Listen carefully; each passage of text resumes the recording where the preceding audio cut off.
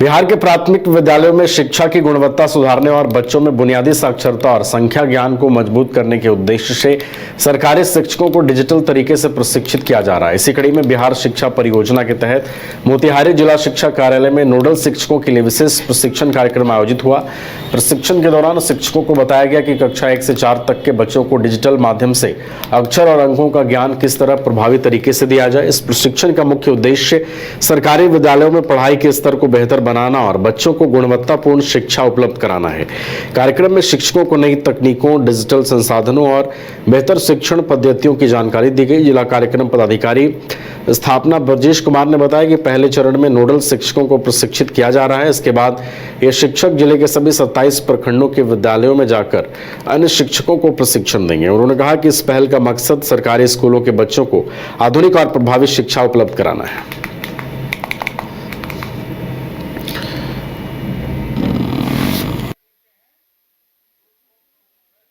बच्चे को कहेंगे संख्या पहचान करने वाले, तभी वो संख्या ज्ञान में जाएगा।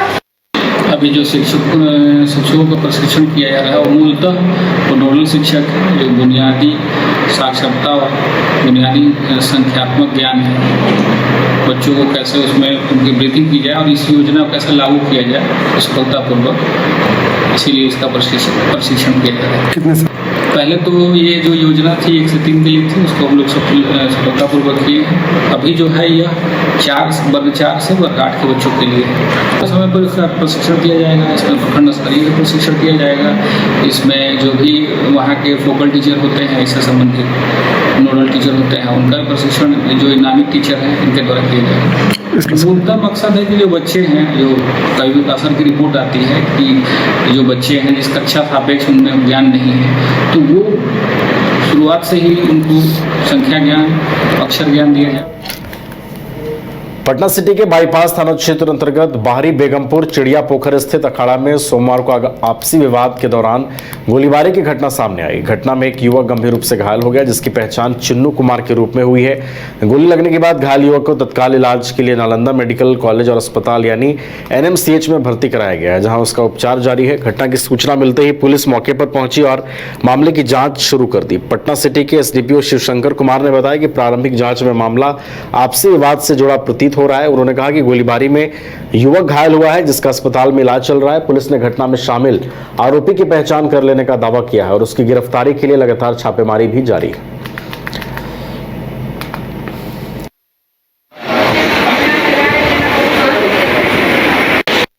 आज दिनांक 27 जुलाई को पटना सिटी के बाईपास थाना क्षेत्र के अंतर्गत एक चिड़िया पोखर नाम का जगह है, वहाँ पर कुछ युवक आपस में बातचीत कर रहे थे। इस दौरान गोली चली है, जिससे एक व्यक्ति है चिन्नू कुमार, गोली उसको सर के बाएं साइड में छू के निकली, जिससे वो घायल है। वर्तमान में इलाजरत है लेकिन सुरक्षित है। और इस घटना को तारीफ करने वाले हम लोगों ने चिन्हित किया हुआ 2-3 व्यक्ति है उसमें जो शामिल हैं। हम लोगों ने गिरफ्तारी के लिए छापेमारी कर रहे हैं और जो हथियार से घटना को अंजाम दिया गया, हम उसे बरामद का प्रयास कर रहे हैं। कैसे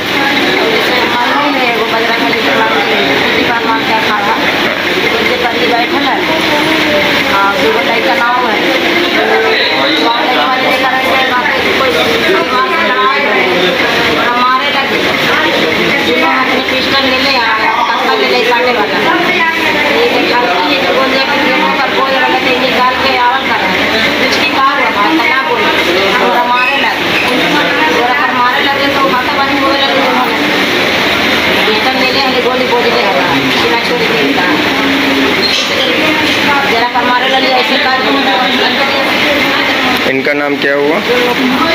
आप कौन है इनके? कहाँ पे हुई थी घटना?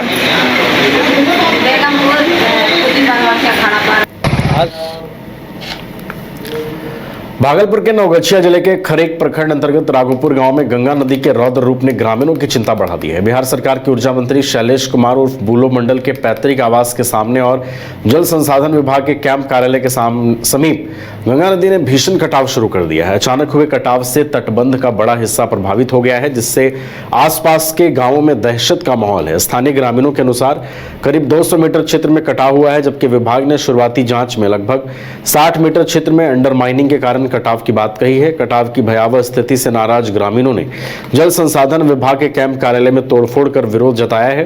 ग्रामीणों ने आरोप लगाया कि कटाव निरोधी कार्यों में लापरवाही और घटिया निर्माण के कारण आज यह स्थिति बनी है। उन्होंने चेतावनी दी कि तटबंध टूटने पर हजारों लोगों की आबादी प्रभावित हो सकती है।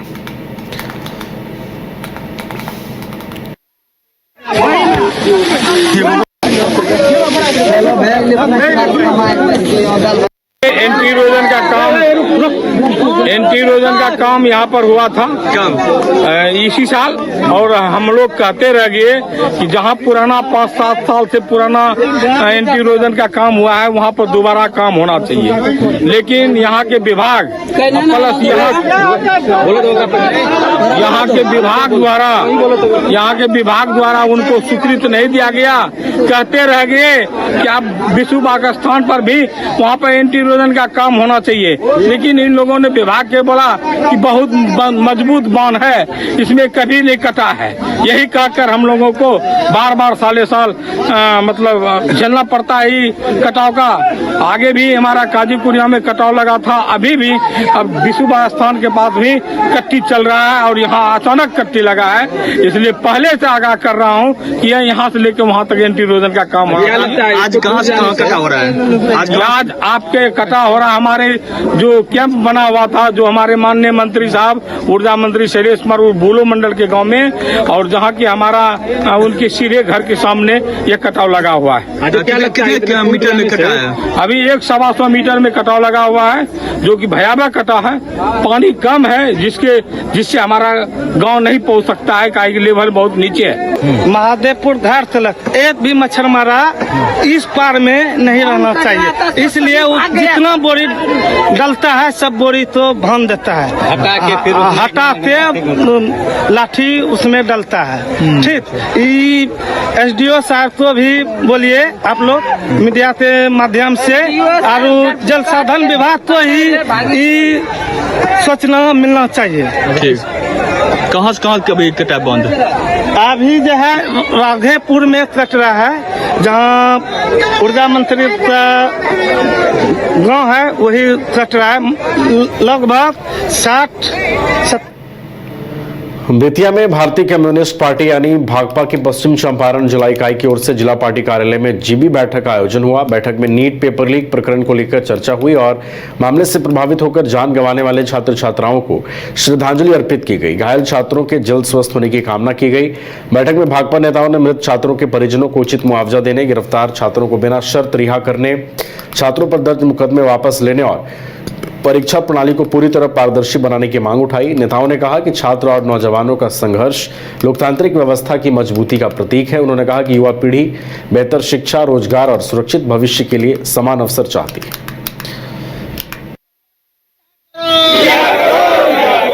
मृत छात्रों को 1 करोड़ मुआवजा। आज भारतीय कम्युनिस्ट पार्टी की ओर से राष्ट्रव्यापी आह्वान पर ये ऑल इंडिया का प्रोग्राम है। आज हम लोगों ने मार्च निकाला है। ये विजय जुलूस भी एक तरह से कह लीजिए कि जो छात्र आंदोलन, नौजवान आंदोलन की एक बहुत बड़ी जीत हुई है।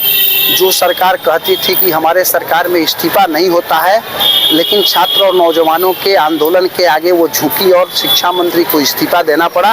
तो एक बहुत बड़ी जीत है इस देश के अंदर छात्र नौजवान आंदोलन के लिए।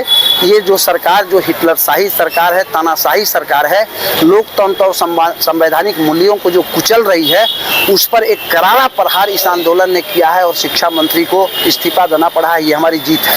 लेकिन इसके साथ भी हमारे सवाल हैं कि जो बच्चे मरे उनके परिवार को 1 करोड़ मुआवजा दिया जाए।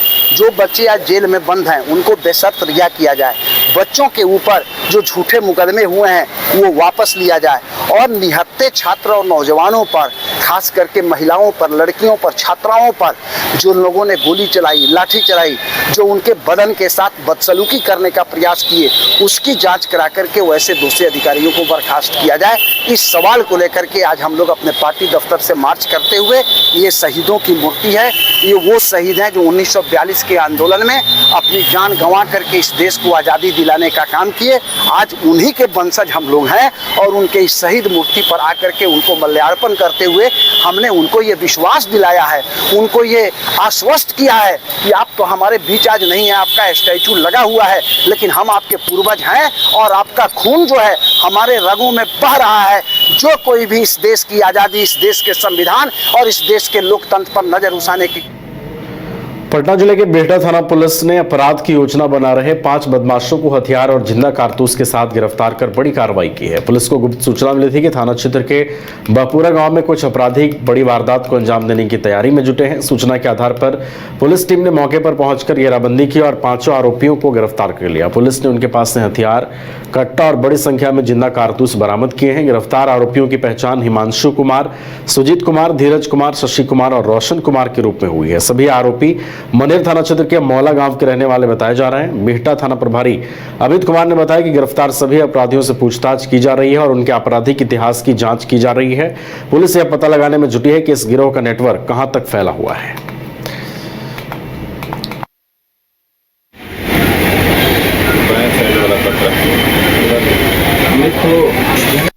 जी, कल दिनांक 26/7/2026 को बिहटा थाना में संध्या में एक सूचना प्राप्त हुआ कि बिहटा थाना अंतर्गत बहपुरा बाजार में कुछ लोग हथियार के साथ हैं और साथ ही शराब सेवन कर वहाँ पे पार्टी कर रहे हैं। पूर्व में भी इन लोगों के खिलाफ ये सूचना आ रही थी कि हथियार के दम पर बहपुरा बाजार में ये लोग भय का माहौल क्रिएट करने की कोशिश कर रहे हैं। तो मामले की गंभीरता को देखते हुए अनुमंडल पुलिस पदाधिकारी दानापुर 2 के अध्यक्षता में एक टीम का गठन किया गया, जिनके द्वारा त्वरित घटनास्थल को विजिट करते हुए छापेमारी की गई, जहां छापेमारी करने के क्रम में कुल 5 व्यक्तियों को पकड़ा गया और इनके निशानदेही पर घटनास्थल के पास से तथा इनके घरों से छिपाकर काफी संख्या में हथियार एवं गोलियां बरामद की गई हैं।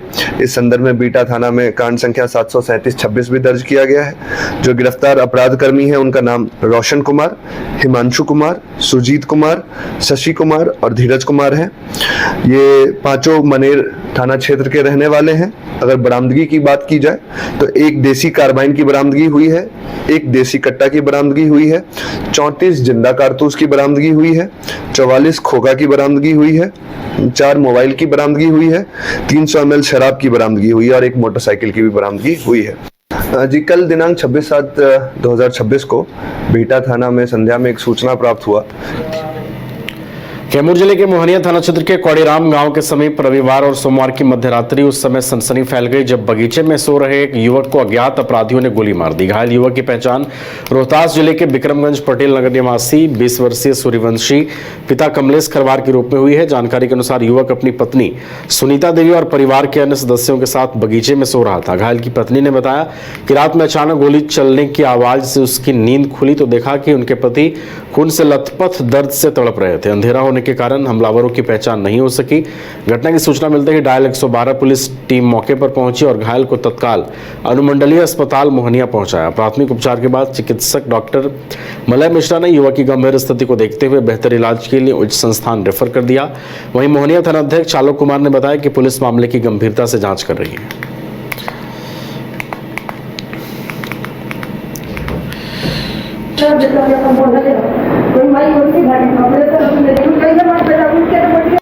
नाम का लड़का 20 साल उम्र है, लोकल पुलिस के द्वारा लाया गया है, जिसको बुलेटिन मिली है। गोली लगी है सर? गोली लगी है। क्या स्थिति है, क्या है सर? खतरे से बाहर है। खतरे से बाहर है। अंदर जांच के लिए भेजा जाएगा, रेफर किया जाएगा। रेफर किया जाएगा। कहाँ का रहने वाला है सर? विक्रमगंज रोहतास। अच्छा, विक्रमगंज रोहतास का। कुछ पता चला है सर पुलिस के द्वारा? बाकी डिटेल नहीं पता चला। गोली लगा है, कौन है वो? ऐसे तो हमने के जाना तो ना है कि गोली लागल बा, हमने के सोचनी कि टच फटा था। नहीं हमारे उठैले, हमारे उठैले हमन तो कहत ना कि ये देखना है का तो होता। कमूर के देखत नहीं तो बोला चलो मैं तब बने डर से काम। माई के बोला नहीं कि माई देखना बोला लड़का तो चालू होता, माई को लेके जल्दी भाग गाँव में लेके गाँव जगह कहाँ थी आप लोग? बगीचा भी सुता रही जाता। कौन सा बगीचा, कहाँ पे? पूरी रामपुर पौड़ी को ले लेना। अच्छा कोडी राम। हाँ। अच्छा वहीं पे। हाँ वही। क्या करते हैं आप लोग? मांगने मांगने देखा ही ना जा। तो गोली मारा है तो दिखनी है। जब देखती है लेकिन तब कौन है वो? हस्बैंड है। क्या नाम है उनका? सूर्यवंश नाम का लड़का 20 साल उम्र है, मुंबई पुलिस के द्वारा लाया गया है। घर रहने का मकान भर नहीं, ये खुशियों की तिजोरी है। दरवाजे पर दस्तक देता पड़ोस, खिड़कियों से उमड़ आता आसमां, तारों में उलझी ऐसी ना जाने कितनी दास्तां। कहती हैं चले डायमंड सिटी, एक सफर हम सफर के साथ अपने घर तक। Diamond city life long bonding, 500 से ज्यादा खुशहाल डायमंड परिवार। जल्दी करें, सिर्फ 200 फ्लैट बाकी। आज ही बुक करें अपना आशियाना।